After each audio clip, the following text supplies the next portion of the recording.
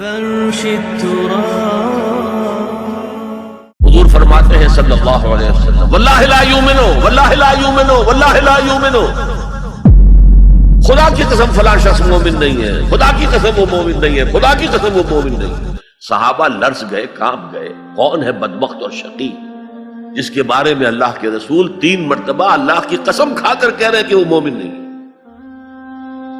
پوچھا گیا من یا رسول اللہ، اللہ کے رسول کون؟ فرمایا الذی لا یامن جارہ بوائقہ، وہ شخص جس کی ایذا رسانی سے اس کا پڑوسی امن میں نہیں ہے، چین میں نہیں ہے. کیسے سیپریٹ کریں گے ایمان کو عمل سے؟ ہے کوئی آری جو کاٹ دے ان کو علیحدہ علیحدہ کر دے؟ لیکن یہ حقیقی ایمان کی بات ہے، قانونی ایمان کی بات نہیں ہے. ویسے یہ تو کوئی گناہ کبیرہ بھی نہیں، یہ تو کج خلقی ہے نہ صرف، لیکن اس کے اوپر 3 دفعہ قسم کھائی جا رہی ہے مومن نہیں ہے، نہیں ہے، نہیں. فرمایا لا یزنی الزانی حین یزنی وہو مومن، کوئی زانی حالت ایمان میں زنا نہیں کرتا. وہ ایمان 2 کوڑی کا نہیں کہ جو دل میں موجود ہو اور پھر کوئی شخص زنا کرے، تو کیا قیمت ہے اس ایمان کی؟ 2 کوڑی نہیں. ولا یسرق السارق حین یسرق وہو مومن، اور نہ ہی کوئی چور جب چوری کرتا ہے تو وہ مومن ہوتا ہے. ولا یشرب الخمر حین یشرب وہو مومن، اور نہ کوئی شرابی شراب پیتا ہے تو اس وقت مومن ہوتا ہے، مومن نہیں ہوتا. ہاں توبہ کرے تو ایمان واپس آ جائے گا. الا الذین تابوا وآمنوا وعملوا الصالحات وعملوا عملا صالحا فاولئک یبدل اللہ سیئات حسنات. ہاں جو گناہ کرنے کے بعد توبہ کرے اور ایمان لائے، تجدید ایمان کرے، اس لیے کہ گناہ کی وجہ سے ایمان زائل ہو گیا. ویسے بعض احادیث سے یہ بھی معلوم ہوتا ہے کہ جب وہ گناہ کر رہا ہے اس وقت وہ ایمان دل سے نکل جاتا ہے، لیکن ایک پرندے کے مانند اس کے سر پر چکر لگاتا رہتا ہے. جب گناہ سے فارغ ہو جاتا ہے تو ایمان واپس آ جاتا ہے. یہ اللہ کا بڑا فضل اور کرم ہے. جیسے کہ وہاں کہا گیا تھا کہ ایمان تو نہیں لائے ہو پھر بھی وَإِن تُطِيعُوا اللَّهَ وَرَسُولَهُ لَا يَلِدْكُم مِّنْ أَعْمَالِكُمْ شَيْئًا إِنَّ اللَّهَ غَفُورٌ رَحِيمٌ. اگرچہ تم مومن نہیں ہو، لیکن اس حالت میں بھی اگر تم اللہ کی اور اس کے رسول کی اطاعت کرتے رہو گے تو اللہ تمہارے اعمال کے اجر و ثواب میں کوئی کمی نہیں کرے گا. کیوں؟ اللہ غفور ہے، رحیم ہے. یہ اس کی شان غفاری، شان رحیمی کا صدقہ ہے. اسی طرح منطق تو یہ چاہتی ہے کہ گناہ کے بعد جب تک توبہ نہ کی جائے ایمان نہ آئے دل میں دوبارہ. اور ایک آیت جو میں نے آپ کو سورہ فرقان کی سنائی اس سے بھی یہ متبادر ہوتا ہے، لیکن بعض احادیث سے معلوم ہوتا ہے اور ہمارے ہاں اہل سنت کا عقیدہ یہی ہے کہ جب گناہ سے وہ فارغ ہو جاتا ہے تو ایمان جو ہے پھر دل میں آ جاتا ہے. لیکن ایمان اور عمل صالح کا چولی دامن کے ساتھ ہے، آپ علیحدہ نہیں کر سکتے. ایک اور حدیث حضرت انس رضی اللہ تعالی عنہ فرماتے ہیں جو 9 برس تک حضور کے خادم خاص رہے. فرماتے ہیں قلما خطبنا رسول اللہ صلی اللہ علیہ وسلم الا قال لا ایمان لمن لا امانۃ له ولا دین لمن لا عہد له.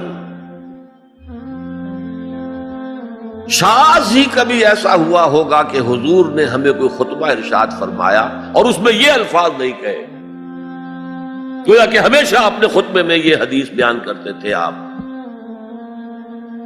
جس شخص میں امانت داری کا وصف نہیں ہے اس کا کوئی ایمان نہیں. کیٹیگوریکل سٹیٹمنٹ ہے، کوئی ایمان نہیں. اور جس شخص میں ایفائے عہد کا مادہ نہیں اس کا کوئی دین نہیں. دین تو نام ہے، آپ عہد کرتے ہیں اللہ سے ایاک نعبد و ایاک نستعین، اے اللہ ہم تیری ہی بندگی کرتے ہیں اور کرتے رہیں گے، اور اے اللہ ہم تجھ ہی سے مدد مانگتے ہیں اور مانگتے رہیں گے. جو شخص چھوٹی چھوٹی باتوں میں وعدہ خلافی کرے وہ اتنے بڑے وعدے کو نبھائے گا جو پوری زندگی کے اوپر حاوی ہے. یہ نوٹ کر لیجئے، لیگل لیول پر، لیگل ایمان کے لیول پر ایمان علیحدہ، عمل علیحدہ، حقیقی لیول پر، قلبی ایمان والے لیول پر ایمان اور عمل صالح گتھے ہوئے ہیں، چولی دامن کا ساتھ ہے، ان کو ایک دوسرے سے جدا کرنا مشکل ہے۔ اب آئیے تیسری شرط، وَتَوَاصَوْا بِالْحَقِّ، انہوں نے آپس میں یا بہت زیادہ شدت کے ساتھ، باب تفاعل کے اندر دو خواص ہیں، مل جل کر کوئی کام کرنا یا مبالغہ ہوتا ہے، بہت شدت سے وہ کام کرنا۔ میں ان دونوں کے اعتبار سے ترجمہ کروں گا، اور وصیت کا لفظ آتا ہے ہمارے ہاں جب کوئی شخص مرتے ہوئے جو بات کہتا ہے، اہم ترین بات جو سمجھ رہا وہی تو کہے گا نا۔ وہ لوگ آپس میں ایک دوسرے کو حق کی نصیحت کرتے ہیں، یا وہ عوام الناس کو حق کی وصیت کرتے ہیں بڑی شدت کے ساتھ، دونوں ترجمے ہو گئے۔ یہ عمل صالح اور ایمان کا لازمی تیسرا نتیجہ ہے۔ دیکھیے فزیکل لا بھی یہ ہے، اگر کہیں بھٹی ہے آگ کی تو اس سے حرارت ماحول میں نفوذ کرے گی، اگر برف کی سل رکھی ہوئی ہے تو اسے برودت، ٹھنڈک ماحول میں پھیلے گی۔ اگر کسی میں عمل صالح اور ایمان ہے تو ممکن نہیں ہے کہ اس کی ذات سے نیکی کا پھیلاؤ نہ ہو، نیکی اس کی ذات سے نہ نکلے، نہ دوسروں تک پہنچے۔ It's a physical phenomenon. Number 2، یہ شرافت اور مروت کا تقاضا ہے۔ اگر آپ کو اللہ نے ہدایت دی ہے، شیئر اٹ ود ادرس۔ شرافت، مروت، حضور نے فرمایا لا یؤمن احدکم حتی یحب لاخیہ ما یحب لنفسہ، تم میں سے کوئی شخص مومن نہیں ہو سکتا جب تک کہ وہ اپنے بھائی کے لیے بھی وہی بات پسند نہ کرے جو اپنے لیے پسند ہے۔ اگر تم اسلام لے آئے ہو، ایمان لائے ہو، نیک عمل کر لیے، بھائی اپنے بھائیوں تک پہنچاؤ جن سے تمہیں محبت ہے، جن کے ساتھ خلوص ہے، جن کے ساتھ اخلاص ہے۔ یہ دوسری بنیاد ہے کہ ایمان اور عمل صالح سے تواصی بالحق خود بخود برآمد ہوگا۔ اور ایک تیسری بات ہے حمیت، غیرت۔ میں یہاں آپ کو ایک حدیث سنا رہا ہوں۔ ایک طویل عرصے تک اپنے زمانہ طالب علمی میں یہ حدیث خطبہ جمعہ میں سنتا رہا۔ مولانا تھانوی رحمۃ اللہ علیہ نے جو خطبات جمعہ مرتب کی ان میں یہ حدیث ہے۔ حضور ارشاد فرماتے ہیں اوحى اللہ عز وجل الى جبرائیل علیہ الصلوۃ والسلام ان اقلب مدینۃ کذا وکذا باہلھا۔ اللہ تعالیٰ نے وحی کے ذریعے سے حکم دیا حضرت جبرائیل کو کہ فلاں فلاں بستیوں کو الٹ دو، تلپٹ کر دو۔ جیسے صدوم اور عامورہ کی بستیوں پر عذاب آیا تھا، ویسا عذاب ان بستیوں کے اوپر لے آؤ۔ اعلی فقالا، حضور فرماتے ہیں کہ اس پر حضرت جبرائیل نے عرض کیا یا رب ان فیہا عبدک فلان لم یعصک طرفۃ عین۔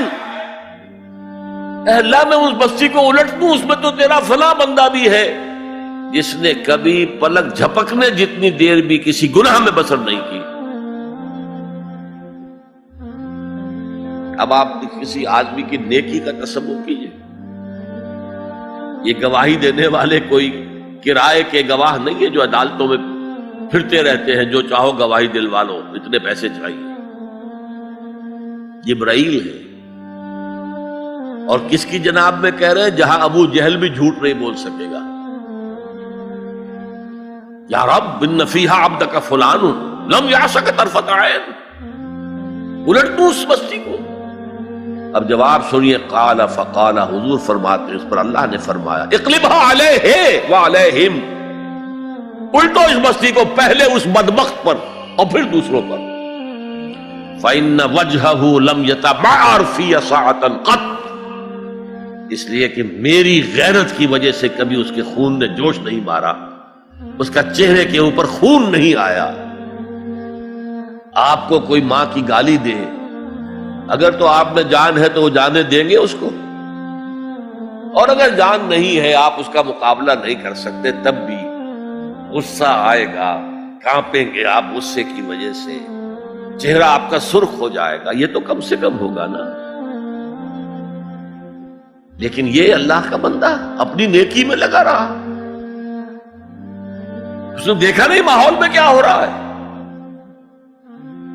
ماحول میں اللہ کی شریعت کی دھجیاں بکھیری جا رہی ہیں،